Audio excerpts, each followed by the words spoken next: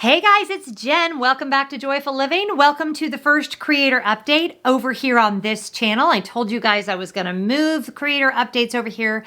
This just makes more sense. This is a better place for us to have creator updates. As you know, I try to keep these very casual, very relaxed, not overly edited, because my goal is to talk to YouTube creators from a YouTube creator. Now, I always hope that a lot of you watch that aren't YouTube creators because it gives you kind of that insider track, and you've told me that you like that. So if you're not a YouTube creator at all, please don't go anywhere. I have lots of other content as well, but I'm really happy that you're here, and I hope that you'll pose any questions that you might have in the comments below.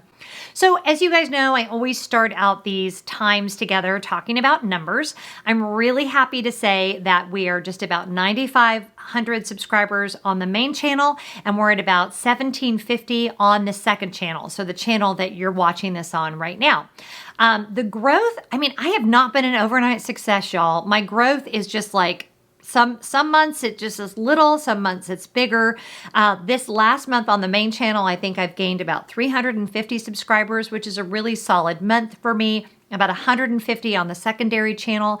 I would say that this secondary channel has performed about as I expected. It's not grown quite as quickly as the first channel, but it's becoming more and more just a really solid place for me. I'm feeling great about the content that I'm doing. Still kind of trying to find my personality over here a little bit, and I know that that will evolve over time. So just being patient with myself on that end. On the main channel, revenue is staying pretty steady. That average watch time has stayed pretty steady. So again, there's no dramatic like viral videos. Nothing is blowing up over here at Shayla Forge. We are just like the turtle, right? We are slow and steady wins the race. I am learning more and more every day. I'm really trying to push myself in terms of things like narration and overdubbing and editing. And I feel like I'm in a good space. Would I like the growth to be faster? Sure. What YouTube creator wouldn't want that? But at just over 18 months in, I'm really proud of the fact that I now have 2 monetized channels. And by the way, the monetization of the second channel, that is the big win. That just happened like 3 days ago. And I'm just starting to see numbers come in, and I don't like to brag, but I made $4.27 yesterday. So just for those of you that are waiting to get monetized, if you think it's going to change your life. I don't know. I don't know your life. $4.25. Did I say 25? No, I'm sorry. $4.27 might change your life. It's not really going to change mine, but hey, you know what? I am not dissing it at all. Very grateful for all of it. Today's topic, I want to talk to you guys about the exciting world of metadata and social media. I know. You're like, oh my gosh, I can't wait till the day Jen talks about metadata and social media. I know they're not the most glamorous things, but if you do them well, I truly believe they make the difference for the growth of your channel. Now, some of you may not even know what metadata is, and it is really and truly, literally means data that informs about other data. Okay, so think about it as like a card catalog in a library. It's going to tell you what is in the library. After you have filmed and edited your amazing kick-ass video, and good job you now have another step. It is uploaded to YouTube. Everything looks great. You're really happy with it. And I know the temptation is always to say, good, done, put it in the can, walk away. You were not done. You still have a lot of work ahead of you. Now, this work for me will take anywhere from 30 minutes to 2 hours, depending on the day. This is going to be my thumbnail, my descriptions, my tags, all of the things on the video itself that inform the algorithm, YouTube at large, Google, what my video is about. So you really want to put a lot of time into this. This is one of those areas where I find TubeBuddy to be extremely helpful because their Tag Explorer tool saves me so many hours. really does help me know what tags to use, what titles to use, and I cannot recommend that enough. As always, I will have my affiliate link in the description box below if you want to try out TubeBuddy. And if you have less than 1,000 subscribers, you're going to want to use the code RISINGSTAR for an additional discount. But I don't care how amazing your video is. I don't care how talented you are. I don't care how beautiful and moving your work is. If you fail on the metadata step, no one will see your videos. And if your goal is to grow your channel, you have to spend time on metadata. So the other part of metadata for me, after I've done my tags, my description, and I've done my thumbnail, is now I'm going to move into social media. Now, social media, I know, is trying to kill us. Why are you trying to kill me, social media? And if you listen to the experts, you should be leveraging Twitter, Facebook, Instagram, Pinterest, LinkedIn, TikTok. Who has time for all of this? I don't. So I was kind of losing my mind. Now keep in mind, I have been a blogger since 2012. So this whole idea of sharing through social media, search engine optimization, or SEO, and I'll cover that in another video, or you can Google search that if you don't know what that is. I knew that that takes time. I knew that that needs to be part of the process. I made a big mistake in the beginning of trying to be on just too many platforms, and you can't. You are only one person. Where's my sticky note? I have a sticky note somewhere here on my desk that says, you are only one person. I can't find it. It's there somewhere. So when you go to use your social media, the first thing I want you to think about is why. Because you're going to pick maybe two. Because for me, I couldn't do more than two. My why for social media really was obviously to reach a broader audience, but more than that was to connect with my audience.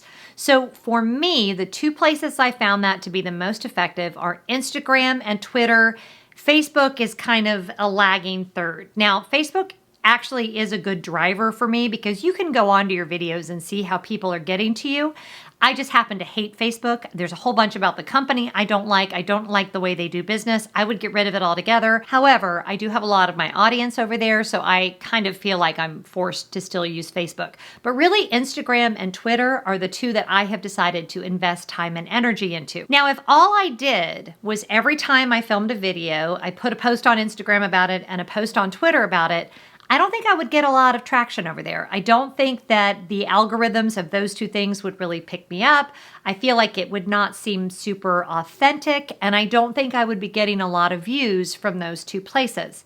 However, because I'm engaged in both of those social media platforms on a regular basis, meaning I am commenting on other people's posts. I am posting about other things of my life that aren't just YouTube.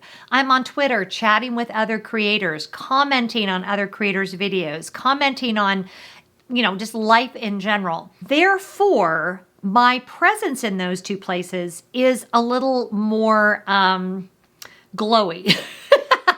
I show up more, right? So then that couple, 3 times a week, when I do have a video I want to share, people actually see it, because we can talk all day long about our artistry and our creativity, but y'all, if nobody sees it, what is the point? So both of them are very different animals, but for me, that's where I have decided to spend my time. Now, when I am done with that video, okay, and I've done my metadata on the video itself and I'm ready to share it, you can't just hit share.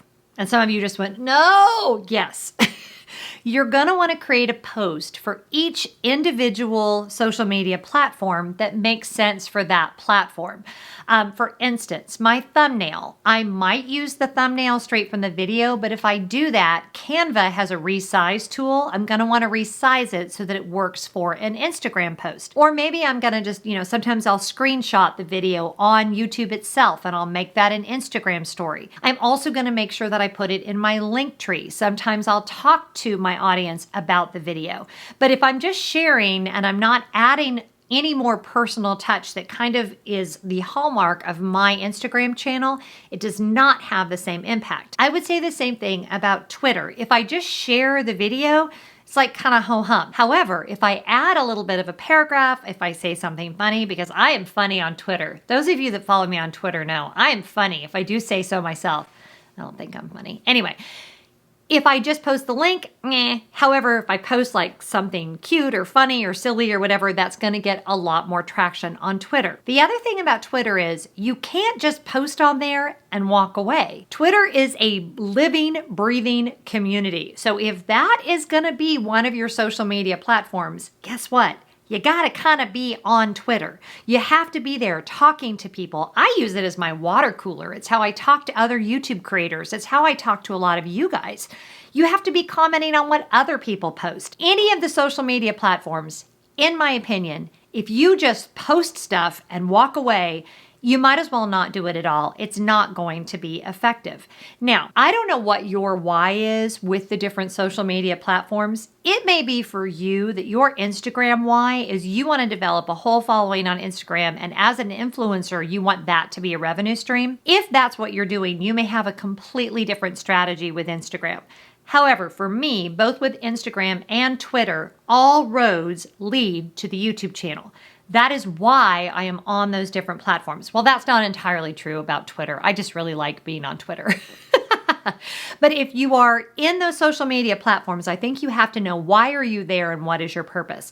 With Instagram, when I accepted the fact that I was not there to grow an Instagram following, I was there to lead people back to the YouTube channel and to connect with my subscribers, I felt a lot like a huge weight lifted off my shoulders. I felt a lot more free to post about exactly what I wanted to post about on Instagram. I stopped hashtagging really. I stopped worrying about algorithms and what time of day I'm posting and all of that because I decided to use it more as a place to interact with my audience. And that is really what it has become. And a funny thing happened when I let go of all of that, like what time of day am I posting and how many hashtags am I using and all of that, my Instagram followers, the count actually grew and it grew by a lot and it's continuing to grow. So that has worked really well for me. Twitter, I would say my why is a little bit different. And again, your why, you do you.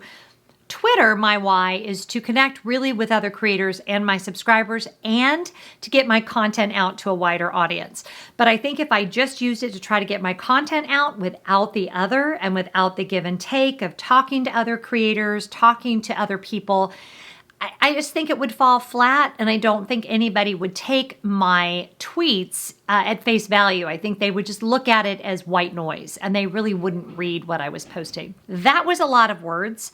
I know this whole social media thing can feel really overwhelming. And some of you are like, listen, I just want to make videos. I don't want to have to do all of this. Well, that's kind of being like if you said, I want to open an Apple stand and I don't want to mess with advertising. Advertising just isn't my thing. And I just want to open an Apple stand and no one knows how to find you and you don't have a website and you're not going to tell anybody about it. You're probably not going to sell that many apples. You can have a great product, but if you don't get the product out there, if you don't engage in other social media, if you don't do a great job with your metadata, you're going to find people just won't find you and they won't see your videos.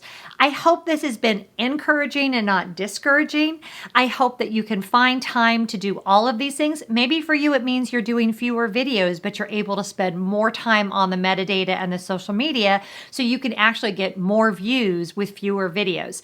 I don't know what tweaks you may need to make. I'm always every day learning tweaks that I need to make. So what's going on in your YouTube life? What's discouraging you? Let's talk about it. Put it in the comments below. I'm sure everybody else here would love to chime in. I always love to help. And I hope whatever you're doing today, you're finding joy. I'll talk to you next time. Bye-bye.